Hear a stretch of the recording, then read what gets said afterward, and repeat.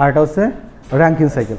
So আমি thermal power plant পড়ানোর সময় তোমাকে থার্মাল পাওয়ার প্ল্যান্ট কী জিনিস, থার্মাল পাওয়ার প্ল্যান্টের সুবিধা অসুবিধা বলছি। নর্মালি থার্মাল পাওয়ার প্ল্যান্টটা কোল বেস পাওয়ার প্ল্যান্টই হয়ে থাকে, কোল দিয়ে এটা আমি এনার্জি জেনারেট করি। এর সুবিধা অসুবিধা বলছি, এটা কোথায় তৈরি করলে আমার সুবিধাজনক জায়গা হবে সেই সাইট সিলেকশনের কথা বলছি। তারপরে এতে কী কী কম্পোনেন্টস আছে সেই সব কথা বলছি। তাহলে এই সমস্ত জায়গা থেকে কিন্তু অনেক কোশ্চেন করার জায়গা আছে। আচ্ছা, এরপরে গিয়ে ফাইনালি আমি এই থার্মাল পাওয়ার প্ল্যান্টের ইফিসিয়েন্সি বাড়ানোর জন্য তোমাদের থার্মোডাইনামিক্স সম্পর্কে একটু আলোচনা করছিলাম, যেখানে এনট্রপি কী ছিল, এনট্রপপি ছিল, আর কি ছিল, টেম্পারেচার ছিল। সো এনট্রপির সাথে টেম্পারেচারের একটা কার্ভ দেখিয়েছিলাম। সেই কার্ভের ভিতরে আমি কার্নোট সাইকেল এবং র্যাঙ্কিন সাইকেল দুইটা সাইকেলই দেখিয়েছিলাম।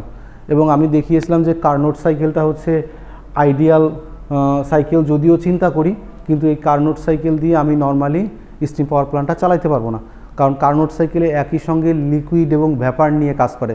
তুমি গতদিন যে আনসারটা দিয়েছিলে যে কার্নোট সাইকেলের ভিতরে একই সঙ্গে লিকুইডে থাকতে পারে, ভ্যাপারও থাকতে পারে। সো এমন কোনো ডিভাইস পাওয়া যাবে না যে ডিভাইসটা একই সঙ্গে দুইটা ফেজ নিয়ে চলতে পারে। দুইটা ফেজ মানে বলছি liquid phase, vapour phase. Liquid vapour phase এই দুইটা একই সঙ্গে সাইমultaneously চলতে পারবে না কোনো ইঞ্জিন। মানে এই দুইটাকে ইনপুট নিবে, এই দুইটাকে ইনপুট নিয়ে সেই ইঞ্জিনটা চলতে পারবে না। হয় তুমি লিকুইড দাও, না হয় তুমি ভ্যাপার দাও, যে কোনো একটা দিতে হবে। সো এই সমস্ত কারণে আমি বলছিলাম যে কার্নোট সাইকেলটা হচ্ছে আমার সুবিধাজনক না। এই জন্য আমি র্যাঙ্কিন সাইকেল ইন্ট্রোডিউস করছিলাম, র্যাঙ্কিন সাইকেলের বিভিন্ন কিছু দেখিয়েছিলাম। ঠিক আছে, এই র্যাঙ্কিন সাইকেল ইউজ করে আমি বোঝাতে চেয়েছিলাম যে কিভাবে এফিসিয়েন্সি বাড়ানো যায়, তাই না? এফিসিয়েন্সি বাড়ানোর জন্য তিনটা কন্ডিশনের কথা বলছিলাম। একটা হচ্ছে কন্ডেন্সারের প্রেশার। আমার যে কন্ডেন্সার থাকবে সেই কন্ডেন্সারের প্রেশারটাকে আমার কমাই দিতে হবে। নর্মালি থার্মাল পাওয়ার প্ল্যান্টের কন্ডেন্সারের প্রেশার অ্যাটমসফেরিক প্রেশার থেকে অনেক বেশি কম থাকে। ঠিক আছে, কন্ডেন্সারের প্রেশার কমাইতে হবে। আরেকটা কি বলছিলাম, সুপার হিট করা, সুপার হিট করা, স্টিমটাকে আরও সুপার হিট করে ফেলা। আরেকটা কী ছিল, বয়লারের প্রেশার, বয়লারের প্রেশারটাকে বাড়ায় দাও। সো এই সমস্ত কাজগুলো করলে দেখা যায় যে থার্মাল পাওয়ার প্ল্যান্টের এফিসিয়েন্সি বেড়ে যায়। আমাদের যে থার্মাল পাওয়ার প্ল্যান্টগুলো আছে, কখনো যদি এখানে ভাইবা দিতে যাও তাহলে তোমাকে এই পাওয়ার প্ল্যান্ট সম্পর্কে বেসিক আইডিয়া নিতেই হবে। সো তুমি এমন কোনো জায়গায় গেলে যেটা হচ্ছে ডিজেল বেসড পাওয়ার প্ল্যান্ট, ঠিক আছে, এখন ডিজেল পাওয়ার প্ল্যান্টে ডিজেল ইঞ্জিন সম্পর্কে তোমার একটা বেসিক আইডিয়া রাখতে হবে। অবভিয়াসলি আমরা ডিজেল বেসড পাওয়ার প্ল্যান্ট সম্পর্কে পড়ব। তুমি গেলে এমন একটা পাওয়ার প্ল্যান্ট যেটা হচ্ছে আমার গ্যাস পাওয়ার প্ল্যান্ট, ঠিক আছে, আবার এমন হতে পারে সেটা হচ্ছে কম্বাইন সাইকেল পাওয়ার প্ল্যান্ট, ঠিক আছে, সেটা গ্যাস এবং ভ্যাপার দুই ধরনের সাইকেলই কম্বাইন করে দেয়া আছে। সো এই সমস্ত পাওয়ার প্ল্যান্টে যখন তুমি ভাইবা দিতে যাবে, স্যার এই সমস্ত ভাইবা দিতে যাবো আমরা, অবভিয়াসলি যাবা, কেন যাবা না? তুমি একটু যদি এক্সপ্লোর করো তাহলে বিভিন্ন সময় বিভিন্ন সার্কুলার তুমি দেখতে পাবে। তোমার বন্ধু হোক, বড়ো ভাই হোক, হয়তো সে সেখানে আগে ঢুকছে, তোমাকে বলবে ঠিক আছে সিভিটা দে, ভাইভাতে ডাকলে আসিস। সেখানে গেলে মিনিমাম আইডিয়া তো তোমাকে নিতেই হবে। যদি পাওয়ার প্ল্যান্টে তোমাকে জব করতে হয় বা জবের ইন্টারভিউ দিতে যেতে হয়, সেক্ষেত্রে তোমার ওই নির্দিষ্ট পাওয়ার প্ল্যান্ট সম্পর্কে বেসিক আইডিয়া লাগবে, তোমার জেনারেটর সম্পর্কে বেসিক আইডিয়া লাগবে, তোমার সাবস্টেশন সম্পর্কে বেসিক আইডিয়া লাগবে। সো ওই সমস্ত জিনিসগুলো হচ্ছে এই জায়গাতে কভার করা হয় এই পাওয়ার প্ল্যান্ট ইঞ্জিনিয়ারিংয়ে। আমার কিছু কিছু বন্ধু আছে এখনও তারা পাওয়ার প্ল্যান্টে জব করে, কিছু কিছু আছে পাওয়ার প্ল্যান্টে জব করে আবার বিদেশেও গেছে। সো অনেকেই ড্রিম জব থাকে যে আমি পাওয়ার প্ল্যান্টে জব করব, অনেকেই ড্রিম জব যে ঠিক আছে আমি পড়াশুনো করতেছি, আমার যদি সম্ভব হয় আমি একটা পাওয়ার প্ল্যান্টে জব করব। আবার অনেকে চিন্তা করে না আমি ইলেকট্রিক্যাল কম্পোনেন্ট যেখানে বানাই সেখানে আমি জব করব। ঠিক আছে, সেক্ষেত্রে ইলেকট্রিক্যাল কী ধরনের কম্পোনেন্টের ইন্ডাস্ট্রি সেটা আগে সেটা দেখো। ওরা যখন তুমি যাবে তখন ওই কম্পোনেন্ট বা ওই বেসিকটা তুমি নিয়ে গেছো কিনা, যে ইন্ডাস্ট্রিতে যাচ্ছ তোমার সব কিছু তারা জিজ্ঞেস করবে না। ইভেন দে ডোন্ট এক্সপেক্ট যে তুমি সব কিছু জানো। তুমি ওই ইন্ডাস্ট্রিতে গেছো, ওই ইন্ডাস্ট্রির পার্টিকুলার যে সাবজেক্টের জন্য গেছো সেই সাবজেক্ট সম্পর্কে তোমার বেসিক আইডিয়া আছে কিনা। যদি বেসিক আইডিয়া থাকে ওরা সেটা যাচাই করে দেখবে, যাচাই করার পরে সব কিছু ঠিকঠাক হলে তোমাকে জবটা দিবে। আর যদি সরকারি জবের কথা চিন্তা করো, ইন দ্যাট কেস শুরুতে এত কিছু চিন্তা করার দরকার নাই, বাংলা ইংরেজি ম্যাথ, তারপর হচ্ছে এই থিওরি এবং অ্যানালাইসিস কিছু পড়বা। যেমন ইলেকট্রনিক্স, বেসিক ইলেকট্রনিক্স তোমাকে পারতেই হবে যদি সরকারি জবের কথা চিন্তা করো। প্রাইভেট জবেও এখন লিখিত পরীক্ষা নেয় বিভিন্ন জায়গায়, ভাইবা বাদেও লিখিত পরীক্ষা নেয়। সেক্ষেত্রে হচ্ছে ডিসিএসি সার্কিট বেসিক তোমাকে পারতেই হবে। যদি তুমি এই দুইটা না পারো তাহলে হবে না। তুমি পারো, হয়তো অ্যানালাইসিসটা দ্রুত করতে পারতেছো না, হবে না, তোমাকে চর্চার ভিতর থাকতে হবে। আচ্ছা, এরপর হচ্ছে ইলেকট্রনিক সার্কিট অন। এই ইলেকট্রনিক সার্কিট অন তোমাকে পড়তে হবে মাস্ট, কোনো উপায় নেই। এই ইলেকট্রনিক সার্কিট অন এবং ডিসিএসি সার্কিট না পারলে কোনো পরীক্ষায় তুমি উতরাইতে পারবে না, সব জায়গায় থেকে কোশ্চেন করবেই মাস্ট। এরপরে কি আছে, পাওয়ার প্ল্যান্ট ইঞ্জিনিয়ারিং আছে। এখান থেকে বেসিক কিছু কিছু জায়গা থেকে কোশ্চেন হয়, আমি সেই কোশ্চেনগুলো দেখাবো যে কোন কোন জায়গা থেকে সরকারি চাকরিতে এই জায়গা থেকে কোশ্চেনগুলো হয়। সেমিকন্ডাক্টর ফিজিক্স, যারা ইলেকট্রনিক্সে কিছু করতে চায় সেমিকন্ডাক্টর ফিজিক্স নিয়ে তাকে পড়তে হবে। তোমাদের এই কোর্সটার নাম সলিড স্টেট ইলেকট্রনিক্স, পড়ছো, পড়ানো হয়েছে এখনও, আসবে। সলিড স্টেট ইলেকট্রনিক্স হচ্ছে ইলেকট্রনিক্সের মাদার বলা যায়, কীভাবে ইলেকট্রনিক্স কম্পোনেন্ট তৈরি করার আগে কীভাবে তার ব্যান্ডটাকে তৈরি করা হয়, কীভাবে এন টাইপ তৈরি করা হয়, কীভাবে পি টাইপ তৈরি করা হয়, এই বিভিন্ন ক্যালকুলেশন এটা ওটা সেটা দেখানো হয়। হ্যাঁ, ভিএলএসআই পড়ার আগে হচ্ছে সলিড স্টেট ইলেকট্রনিক্সটা বা সমসাময়িক সময়ে পড়া উচিত, ঠিক আছে? না হলে অনেক কিছু তুমি ধরতে পারবে না তখন। তবে ইলেকট্রনিক্স অন না পারলে তুমি ইলেকট্রনিক্সের কিছুই জানো না। সো একটু পড়াশুনো করিও, ঠিক আছে? পাটোয়ারি, তুমি কয়েকদিন ক্লাস করে কি কি টপিক তোমার মাথায় আছে, আমাকে কয়েকটা টপিকের নাম বলো।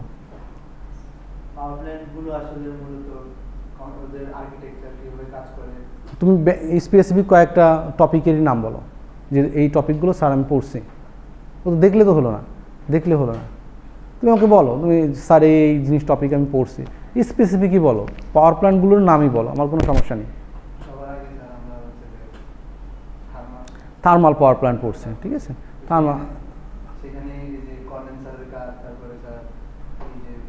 মানে থার্মাল পাওয়ার প্ল্যান্টের একটা স্ট্রাকচার সম্পর্কে আমি পড়ছি, বিভিন্ন এলিমেন্ট সম্পর্কে পড়ছি। আর কি পড়ছো?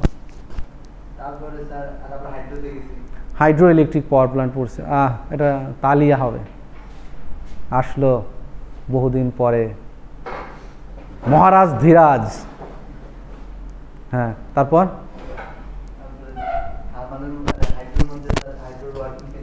হাইড্রো ওয়ার্কিং প্রিন্সিপাল পড়ছি।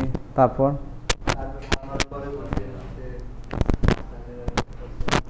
নিউক্লিয়ার পাওয়ার প্ল্যান্ট পড়ছি। কন্ট্রোলিং বা রিয়াকশন সম্পর্কে আমরা জানার চেষ্টা করতেছি। এই পর্যন্তই আমাদের। এর মাঝে আরেকটা টপিক ছিল, সেটা হচ্ছে থার্মোডাইনামিক্সের একটা টপিক ছিল। আচ্ছা, শান্ত সাহেব, আমি নিউক্লিয়ার পাওয়ার প্ল্যান্ট পড়ানোর সময় নিউক্লিয়ার পাওয়ার প্ল্যান্টের বেসিক কিছু ইকুইপমেন্টের নাম বলছিলাম, সেই বেসিক ইকুইপমেন্টসের নামগুলো আমাকে বলো কী কী আছে। না উল্টায়, খাতা উল্টানো যাবে না। হ্যাঁ হ্যাঁ, কন্ট্রোল। সো প্রথম কথা হচ্ছে আমার একটা কন্ট্রোল রড লাগবে। আমি কী ধরনের নাম ওটা পরেই বলি। কন্ট্রোল রড লাগবে কুলিংয়ের জন্য। কন্ডেন্সার কি কুল করবে, আমার কি রিয়াক্টরকে কুল করবে নাকি পানিটাকে কুল করবে, কোনটা? পানিটাকে কুলিং করবে। আচ্ছা আচ্ছা, কুলিং, একটা কুলিংয়ের ব্যাপার স্যাপার আছে। আর কি আছে? দেওয়াল থাকে, ওটার নাম কি? ওটার একটা নাম আছে তো, ওই স্ট্রাকচারের নাম কি? রিয়াক্টর। রিয়াক্টর থাকবে, রিয়াক্টরের। আচ্ছা, ওটা পুরো হিসেবে পড়ে, আগে বেসিক কম্পোনেন্টসগুলোর নামে আসি। আচ্ছা, কন্ট্রোল রড, রিয়াক্টর, মানে আগে প্রথম কথা আমার একটা রিয়াক্টর থাকবে, এটা হচ্ছে প্রথম কথা। রিয়াক্টরের ভিতরে কি থাকবে? কন্ট্রোল রড থাকবে, তারপরে থাকবে ফুয়েল থাকবে, তারপর কি থাকবে? মডারেটর থাকবে, তারপর কি থাকবে? কুলেন্ট থাকবে। That's good. সো এর বাইরে আর তো তেমন কোনো কিছু ছিল না। এরপরে গিয়ে আমার একটা টারবাইন আছে, যেটা ইলেকট্রিসিটি জেনারেট করার জন্য আমি ব্যবহার করব। তারপরে গিয়ে আমার টারবাইনের যে পানিটাকে দিচ্ছি, পানিটাকে কন্ডেন্স করার জন্য একটা কন্ডেন্সার থাকবে, এই তো। এর বাইরে তো কোনো কিছু নাই। এখন এর ভিতরে আমি মডারেটর সম্পর্কে বলতে পারি, why you use moderator inside a nuclear power plant. আমি কেন মডারেটর ইউজ করি সে সম্পর্কে একটু বলতে, মানে যখন আমি বলবো ইনডেপথে বলবো তখন স্পেসিফিক ধরে ধরে বলবো, যখন ওভারঅল ধারণা নিতে বলবো তখন বলবো যে বেসিক কী কী পার্টস আছে সেই পার্টসগুলো সম্পর্কে আমাকে বলো। দেখো প্রতিদিন ক্লাসে আসার আগে অ্যাটলিস্ট মিনিমাম আইডিয়া, আমি চাই অ্যাটলিস্ট মিনিমাম আইডিয়া, যে ইনস্ট্যান্ট কোনো প্রবলেম আসলে সেটা যেন তুমি বলতে পারো। কী কী পড়িয়েছি আমি তো ইনডেপথে বলতে বলি নাই যে কন্ট্রোল রড কী দিয়ে তৈরি করা হয়, কন্ট্রোল রড কীভাবে কাজ করে, কত ডেপথে ঢুকাবো, কতটুকু উঠাবো, এসব কিছু তো জিজ্ঞেস কোনো সময় করা হয় না। আমি চাচ্ছি বেসিক আইডিয়া, পাওয়ার প্ল্যান্ট ইঞ্জিনিয়ারিংয়ের বেসিক আইডিয়া তোমাদের হচ্ছে কিনা। সো মেক শিওর, আমি প্রতিদিন বলতেছি, বংশীবাদকের একটা মানে শাওন প্রতিদিন বলতেছি, প্রতিদিনই পড়তেছো না, তাহমি না, কী সমস্যা?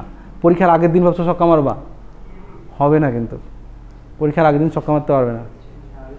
হ্যাঁ, সারাদিন পরে পাওয়ার প্ল্যান্ট ইঞ্জিনিয়ারিংয়ের একটা টপিক বলতে পারে নাই, পাওয়ার প্ল্যান্ট ইঞ্জিনিয়ারিংয়ের একটা টপিক যেটা সে পড়ছে এখন পর্যন্ত সে আমাকে বলতে পারে নাই।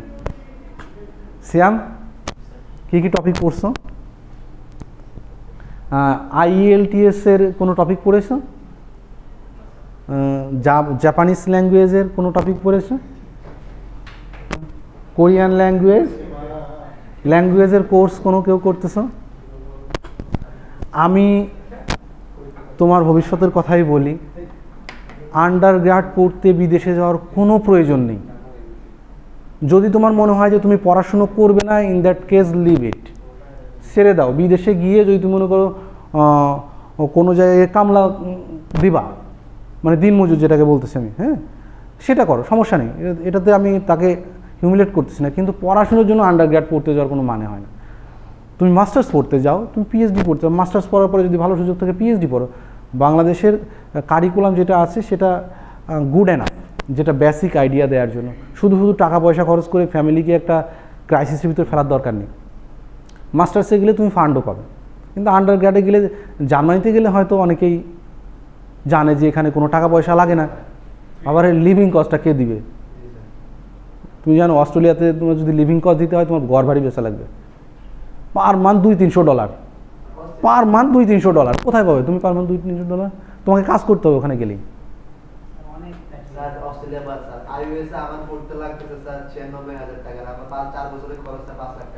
তাহলে এইরকম করে কেমনে কি চলবে? এই জন্য অনেকেই দেখতেছি ইদানিংকালে, বিশেষ করে কিছু কিছু ব্যাচ আছে স্পেশাল, আমাদের সব থেকে যদি বলি ওরা বেশি একটু করে ফ্লারিশ করে ফেলছে। ওরা কেমন আছে এখন? ওই হ্যাঁ দেখলাম ছবি টবি দিছে, বেশ ভালো। আর ওই পাগলাটার কী অবস্থা? ওইটার নাম কি জানো? পাগলটায় একটু ইউ থেকে এসছে, মিরাজুল ইসলাম।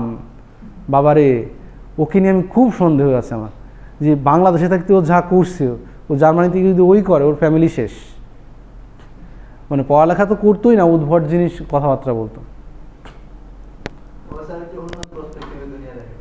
আচ্ছা যাই হোক, হয়তো মানুষের ভিজুয়ালাইজ করার ভিন্নভাবে ভিজুয়ালাইজ করার ক্যাপাবিলিটি আছে, সে দেখে সেটা, আমাদের মতো করে হয়তো সে চিন্তা করে না। যাক, যদি সে কোনোভাবে ভালো কিছু করতে পারে ভালো, কিন্তু আন্ডার গ্রেডে গেলে যেই স্ট্রাগল করতে হবে পোস্ট গ্রেডে গেলে এত স্ট্রাগল করতে হবে না। পড়াশুনো করে ভালো করে একটা স্কোর নিয়ে অ্যাপ্লাই করো, খুব সুন্দর করে যেতে পারবে, কোনো চিন্তা নেই। তার জন্য শুধু শুধু জীবনটাকে, কারণ ওখানে গিয়ে ওখানেও পারলে না, বাংলাদেশেও কিছু পারলে না, সেক্ষেত্রে কিন্তু একটা রিস্ক। আর যদি পোস্ট গ্রাজুয়েটের জন্য যাও, ওখানে যদি নাও পারো এখানে সে একটা কিছু করতে পারবে। সো সেফ জোনে থাকাটা ভালো। আচ্ছা, সো আমরা গত ক্লাসে নিউক্লিয়ার পাওয়ার প্ল্যান্টের স্ট্রাকচার সম্পর্কে কথা বলছিলাম। তার আগের ক্লাসে, গত ক্লাসে হচ্ছে নিউক্লিয়ার রিয়াকশান নিয়ে কথা বলছিলাম। সো আজকে আমি ইন ডিটেলস গত ক্লাসের একটু টপিক এবং নিউক্লিয়ার রিয়াকশানটা কিভাবে ঘটানো হচ্ছে, কিভাবে নিউট্রন জেনারেট করা হচ্ছে, কিভাবে নিউট্রনকে গাইডেন্স দেওয়া হচ্ছে, এই সমস্ত বিষয়ে একটু আলোচনা করা হবে। আজকেই হচ্ছে নিউক্লিয়ার পাওয়ার প্ল্যান্টের হচ্ছে লাস্ট ক্লাস। আরও অনেক কিছু পড়ানো যায়, এত কিছু পড়ানোর মতো সময় হবে না। সো নিউক্লিয়ার পাওয়ার প্ল্যান্টের ইতিটা আজকেই টানবো। মিড পরীক্ষার আগে আমরা হয়তো আর ম্যাক্সিমাম 4টা ক্লাস পাবো। মিডের সিলেবাস আমার দেখতে হবে কতটুকু পড়াইতে হবে, 4টা ক্লাসে সেটা আমাকে কভার করতে হবে। আমার এখন পর্যন্ত ডিজেল পাওয়ার প্ল্যান্ট বাকি আছে, আরও other source of power plant যেমন সোলার পাওয়ার প্ল্যান্ট হতে পারে, এই টাইপের কিছু পাওয়ার প্ল্যান্ট আছে, সেগুলো বাকি আছে। আর কি বাকি আছে, কম্বাইন সাইকেল পাওয়ার প্ল্যান্ট বাকি আছে, মানে কম্বাইন সাইকেল পড়ানোর আগে গ্যাস পাওয়ার প্ল্যান্ট আমাকে পড়াইতে হবে, গ্যাস পাওয়ার প্ল্যান্ট পড়ানোর পর হচ্ছে কম্বাইন সাইকেল পাওয়ার প্ল্যান্ট পড়াইতে হবে। এটা হচ্ছে মানে টোটাল সিলেবাস। এরপরে কি আছে, এরপরে ভেরিয়েবল লোডস বলে, ভেরিয়েবল লোডস অন পাওয়ার প্ল্যান্টে ভেরিয়েবল লোড কী কী আছে, সেই লোডগুলোর ক্যালকুলেশন কীভাবে করে, সেই জিনিসগুলো আছে। ফাইনালি গিয়ে সাবস্টেশন সম্পর্কে একটু পড়ালেখা আমাকে করাইতে হবে, যেহেতু পাওয়ার প্ল্যান্টের একটা অংশ সাবস্টেশন, সো সাবস্টেশন নিয়েও কথা বলা হবে। Power system protection and switch গিয়ারেও হয়তো সাবস্টেশন নিয়ে কথা বলা হয়েছে, এই কোর্সেও একটু হলো সাবস্টেশন নিয়ে কথা বলা হবে। সো আমার নিউক্লিয়ার রিয়াকশানের জন্য আমি বলছিলাম যে অ্যাটমিক স্ট্রাকচারটা জানা প্রয়োজন। সো অ্যাটমিক স্ট্রাকচারের ভিতরে আমার 3টা জিনিস থাকবে, বেসিক্যালি 2টা জিনিস, একটা হচ্ছে নিউক্লিয়াস, যার ভিতরে থাকবে নিউক্লিয়াস, নিউট্রন এবং প্রোটন, আর নিউক্লিয়াসের চারপাশে থাকবে হচ্ছে আমার ইলেকট্রন। এটা হচ্ছে basic structure of A atom. এই অ্যাটমিক স্ট্রাকচারের যে হিসাব নিকাশ, কতগুলো অ্যাটম আছে, কতগুলো নিউট্রন আছে, কতগুলো প্রোটন আছে, তার হিসাবের জন্য বলছে যে সাফিক্সে যেটা দেয়া থাকবে এটা হচ্ছে অ্যাটমিক নাম্বার, এবং সাফিক্সে এটাকে কি বলবো যে পাওয়ার যেটা দেয়া থাকবে সেটা হচ্ছে ম্যাস। অ্যাটমিক নাম্বারকে জেড দ্বারা প্রকাশ করা হবে, পাওয়ারের মতো যেটা থাকবে এটা হচ্ছে এ দ্বারা প্রকাশ করা হবে, ঠিক আছে। সো হাইড্রোজেনের কথা শুরুতে বলছিল যে হাইড্রোজেনের ভিতরে একটাই প্রোটন আছে, কোনো নিউট্রন নেই। হাইড্রোজেনের ভিতরে একটাই প্রোটন আছে, কোনো নিউট্রন নেই। এই সিম্বলগুলো একটু মনে রাখতে হবে। হিলিয়াম 42, হিলিয়াম 42, এইটাকে মনে রাখবা সবসময় বেটা রে, এটাকে মনে রাখবা সবসময় বেটা রে 42। আমি বেটা রশ্মির কথা বলছিলাম না, আলফা বেটা গামা, আলফা বেটা গামা, তার ভিতরে যখন বেটার কথা বলবো তখনই 42 এর এই কথাটা আসবে, আজকেই সেটা আলোচনা হয়ে যাবে, ঠিক আছে। হ্যাঁ, আমার ইলেকট্রনগুলো বিভিন্ন অরবিটালে থাকতে পারে, বিভিন্ন অরবিটাল, যেমন 1টা 2টা 3টা করে এরকম শেল যা আছে তা থাকতে পারবে। এখানে নিউট্রনের ম্যাসের কথা বলা হচ্ছিল যে নিউট্রনের ম্যাস কত, কারণ এই ম্যাসের ক্যালকুলেশন কিন্তু আমার দরকার হবে, এটা মুখস্থ করার দরকার নেই, জাস্ট এই ম্যাসটা কি আছে এটা একটা ধারণা রাখতে হবে। এই ম্যাসগুলোকে normally on atomic unit, on mass AMU, atomic mass unit যেটা বলা হয়, অ্যাটমিক ম্যাস ইউনিট দিয়ে এটাকে প্রকাশ করা হয়। ওয়ান অ্যাটমিক ম্যাস ইউনিট সমান 1.66 × 10⁻27 কেজি। হ্যাঁ, এখানে এই অ্যাটমিক স্ট্রাকচারের বিভিন্ন ধরনের কথা বলছিলাম যে মানে বিভিন্ন ধরনের স্ট্রাকচার এদের হতে পারে, কিছু কিছু মানে গ্রুপ করা যায় এদের। সো এই গ্রুপের ভিতরে একটা আইসোটোপ, আইসোবার, আইসোটোনের কথা বলছিলাম। আইসোটোপ যেগুলো ছিল তার সবগুলো atomic number same, mass number আলাদা। আইসোবারের ক্ষেত্রে সবার ক্ষেত্রে mass number same, atomic number আলাদা। আইসোটোনের ক্ষেত্রে নিউট্রনস নাম্বার হচ্ছে সমান থাকে, কিন্তু ম্যাস নাম্বার এবং অ্যাটমিক নাম্বার আলাদা আলাদা থাকে। এরপরে বলছিলাম যে যখন নিউক্লিয়ার রিয়াকশান হবে, নিউক্লিয়ার রিয়াকশানের সময় আমার এই পজিট্রনের ইমিশন হবে। পজিট্রনকে সম্ভবত বেটা রে দিয়ে রিপ্লেস করা যায়, এটা হচ্ছে পজিটিভ ইলেকট্রন হিসেবে চিন্তা করা যায়। ইলেকট্রনের মান পজিটিভও হতে পারে, এখানে নেগেটিভও হতে পারে। সো নিউক্লিয়ার রিয়াকশানটা অবভিয়াসলি যেহেতু নিউক্লিয়াসের ভিতরে হবে, এর ভিতরে নতুন নতুন থিওরি আমার আসবে। বোস পার্টিকেলের নাম শুনছো, Einstein Bose equation, Bose particle.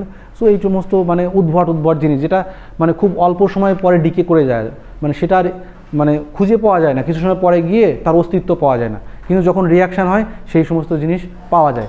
সেরকমই একটা জিনিস হচ্ছে পজিট্রন, যেটা হচ্ছে পজিটিভ ইলেকট্রন, যেটাকে বেটা রে হিসেবে চিন্তা করা যায়। এরপর আছে নিউট্রিনো। এই নিউট্রিনো তৈরি হবেই নিউক্লিয়ার রিয়াকশান হলেই। আমি যদি রিয়াকশানের ভিতর নিউট্রিনো নাও দেখাই তাহলে ধরে নিবা সেখানেও নিউট্রিনো আছে, ঠিক আছে। বেটা পার্টিকেল যখন তৈরি হবে সাথে সাথে নিউট্রিনোও চলে আসবে। বেটা পার্টিকেল যদি কোনো কারণে রিয়াকশানে বের হয়ে যায়, নিউট্রিনোও বের হবে। সো বেটা পার্টিকেল এবং নিউট্রিনো যখন বের হবে, এর ভিতরে এই যখন বলছিলাম যে এটাকে বলা হয় বেটা মাইনাস, যেটা বলা হয় ইলেকট্রন, এটা এই যে নিউট্রনে বলা হচ্ছে একটা ইলেকট্রন, আর হচ্ছে পজিটিভলি চার্জের কথা বলা হচ্ছিল। এই জিনিসগুলো এভাবে বলা আছে। এরপরে বলা আছে রেডিও অ্যাক্টিভ ডিকে। আমার যে তেজস্ক্রিয় ম্যাটেরিয়ালগুলো থাকবে, এই ম্যাটেরিয়ালগুলো আস্তে আস্তে ডিকে করে যাবে, নির্দিষ্ট সময় পরে আস্তে আস্তে তার লাইফ স্প্যান কমতে থাকবে।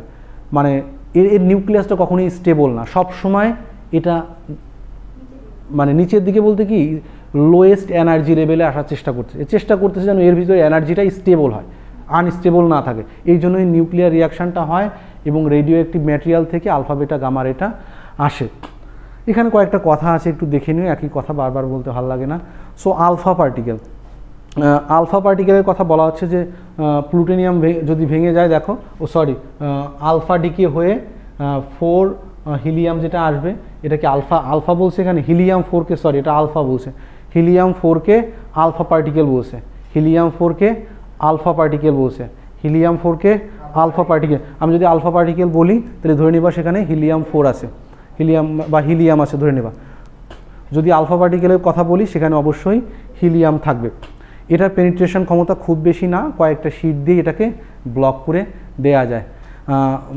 বেটা পার্টিকেলের ক্ষেত্রে যখন বলতেছি, এটা দেখা যাচ্ছে ইলেকট্রন, পজিট্রনের কথা যেটা বলছিলাম, পজিট্রন বা ইলেকট্রন যেটা আসবে ওইটা তখন এটা হাই স্পিড, এটা লাইটের স্পিডে দৌড়াইতে পারে, এটা কিন্তু অনেক স্পিডে দৌড়াইতে পারবে, এটা তত স্পিড নেই, এটার স্পিডটা অনেক কম, 1/10 অফ লাইট স্পিড।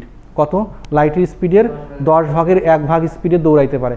সো এটার যে রেটা, এই রেট আমার বডিকে অনেক বেশি ভেদ করতে পারবে না, খুব বেশি হ্যাঁ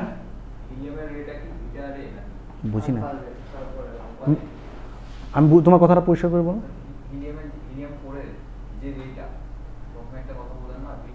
হ্যাঁ, এটা আলফারের কথা বলছে, ওটা আমার ভুল হয়েছিল।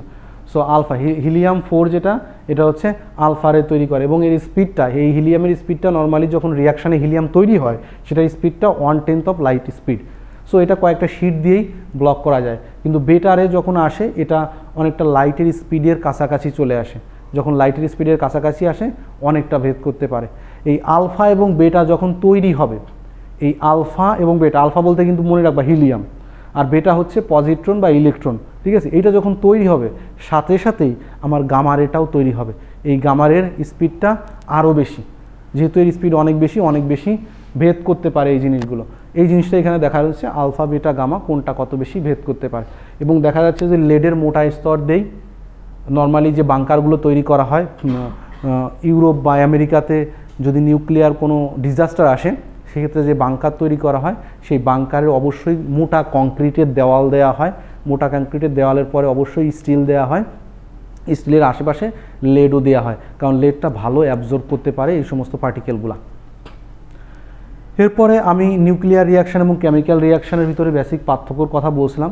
কেমিক্যাল রিয়াকশানটা হচ্ছে আউটসাইডে হবে, যেটা হচ্ছে ইলেকট্রনের শেয়ারিংয়ের মাধ্যমে হচ্ছে কেমিক্যাল রিয়াকশান যেটা হবে। ইলেকট্রন, ভ্যালেন্স ইলেকট্রন যেগুলো থাকবে, আউটার মোস্ট ইলেকট্রন, আমরা একটা অ্যাটমিক স্ট্রাকচারের আউটার মোস্ট ইলেকট্রন অর্থাৎ সর্ববহিস্থ স্তরের ইলেকট্রনগুলোকে বলি হচ্ছে ভ্যালেন্স ইলেকট্রন। এই ভ্যালেন্স ইলেকট্রনগুলো শেয়ারের মাধ্যমে এই বন্ডিংটা হয়ে থাকে এবং এখানে এনার্জি রিলিজের পরিমাণ খুবই কম হয়। কিন্তু নিউক্লিয়ার রিয়াকশানটা একদম নিউক্লিয়াসের ভিতরে হবে এবং এনার্জির পরিমাণ অনেক বেশি হবে এখানে। এই কথাগুলো এখানে বলা আছে, একটু দেখে নিও। নিউক্লিয়ার রিয়াকশানে যে এনার্জিটা পাই সেই এনার্জিটা হচ্ছে অ্যাকচুয়ালি ম্যাস ডিফেক্ট থেকে পাই আমি। সেই ম্যাস ডিফেক্ট বলতে সে বোঝানোর চেষ্টা করছিল যে একটা অ্যাটমিক স্ট্রাকচারে বা একটা নিউক্লিয়াসের ভিতরে যতগুলো প্রোটন আছে, যতগুলো, এখানে কিন্তু ইলেকট্রনের কোনো কথা বলছে না, যতগুলো প্রোটন আছে, যতগুলো নিউট্রন আছে তার আলাদা আলাদা করে ম্যাস নিয়ে যোগ করো, আর টোটাল যখন বন্ড গঠন করে ফেললো তখন সেই নিউক্লিয়াসের ম্যাস তুমি ওজন করো। যদি এই দুইটার ভিতরে একটা পার্থক্য পাওয়া যায়, সেই পার্থক্যটা নর্মালি দুটোর একটা ওজন ছিল, দুটো যোগ করার পরে ওজনটা আলাদা হয়ে গেল, তাহলে যে মাঝের যে ওজনটা ছিল সেটা কোথায় গেল? সেই ওজনটা একটু পার্থক্য হয়। দুইটা অ্যাটমিক স্ট্রাকচারের ভিতরে নিউট্রন এবং প্রোটনের ওজন নিলে আর বন্ডিং অবস্থায় ওজন নিলে এদের ওজনের পার্থক্যটা আসে, ওই পার্থক্যটা এনার্জি হিসেবে রিলিজ হয়। সেটাকে বলছিলাম হচ্ছে ম্যাস ডিফেক্ট। এখানে কি পরিমাণ এনার্জি পাওয়া যায় সেই এনার্জিটা হচ্ছে ম্যাস ডিফেক্ট ইন্টু c²। হ্যাঁ, বন্ডিং অবস্থায় ওজন কম হবে, রিলিজ অবস্থায় ওজন বেশি হবে, কারণ একটু পরে সেটা দেখানো হবে। So binding energy mass defect, অর্থাৎ নর্মাল অবস্থায় যে এনার্জি ছিল, বন্ডিং অবস্থায় নর্মাল অবস্থায় যে ম্যাস ছিল আর বন্ডিং অবস্থায় যে ম্যাস আছে, এই ম্যাস দুটোর যে পার্থক্য হচ্ছে, এই পার্থক্যের যে এনার্জিটা কোথায় গেল? অ্যাকচুয়ালি বন্ড গঠন করার জন্য এই এনার্জিটা সেখানে ব্যবহার হয়েছে, ঠিক আছে। এই এনার্জির পরিমাণটা কিন্তু মেগা ইলেকট্রোভোল্টে আসবে, এটা, ঠিক আছে। সো মনে করে 1 কেজি একটা মাসকে যদি আমি এনার্জিতে কনভার্ট করি টোটালি, ওই ম্যাস ডিফেক্ট যদি 1 গ্রাম হয়, 1 কেজি না 1 গ্রাম হয়, তাহলে এই পরিমাণ এনার্জি জেনারেট হয়। 9 × 10⁻13 জুল, এটা equivalent to 3750 tons of coal. So এত টনের সমান 1 গ্রাম, এত টনের সমান 1 গ্রাম। সো সিমিলারলি এখানে ওরা একই জিনিস যদি 1 অ্যাটমিক ম্যাসকে কনভার্ট করি কী পরিমাণ এনার্জি জেনারেট হয় সেই কথাটা এরা বলছে। এই জিনিস আমার এত বেশি আলোচনা করার কিছু নেই। এখানে বলছে তারপরে দেখো নিউক্লিয়ার স্ট্যাবিলিটি, যে নিউক্লিয়ার স্ট্যাবিলিটি কতটুকু স্টেবল সেই জিনিসটা এটা দিয়ে বোঝা যায়, যে এর বন্ডটা কতটুকু স্টেবল। বন্ডটা কতটুকু স্টেবল তা নির্ভর করবে বন্ডের ভিতরে কতটুকু এনার্জি লাগছে, বন্ড তৈরি করার সময় কতটুকু এনার্জি লাগে বা বন্ড ভেঙে ফেলার সময় কতটুকু এনার্জি লাগে, এর কনসেপ্টের উপর ভিত্তি করে। একটু পরে একটা গ্রাফ আসবে। সো এখানে ওই একই জিনিস ওরা বোঝানোর চেষ্টা করছে। মনে করো হিলিয়ামের যে নিউক্লিয়াসগুলো ছিল 4টা, হিলিয়ামের 4টা, 2টা প্রোটন 2টা নিউট্রন। সো এদের বন্ডিং তো গঠন করবে, হিলিয়াম অ্যাটম যখন গঠন করবে তখন দেখা যায় তাদের একটা ম্যাস ডিফেক্ট হয়। সেই ম্যাস ডিফেক্টের জন্য 28.2 মেগা ইলেকট্রোভোল্ট এনার্জির প্রয়োজন হয়। তাহলে পার নিউক্লিয়াসে কতগুলো? 7.05, অর্থাৎ প্রতিটা বন্ডের জন্য 7.05 মেগা ইলেকট্রোভোল্ট কাজে লাগছে। আমার যদি হিলিয়ামকে ভেঙে ফেলতে হয় তাহলে এই পরিমাণ এনার্জি দিতে হবে, না হলে হিলিয়াম কোনোদিনও ভাঙবে না। এই পরিমাণ অথবা এর থেকে বেশি এনার্জি আমাকে প্রোভাইড করতে হবে। ফিউশন এবং ফিশন, আমি যখন নিউক্লিয়ার রিয়াকশানের কথা বলছি 2 ধরনের রিয়াকশান হয়, একটা হচ্ছে ফিউশন, একটা হচ্ছে ফিশন। সানের ভিতরে যে এনার্জিটা হয় সেটা হচ্ছে ফিউশন। ফিউশন এনার্জি হচ্ছে, ও বাবা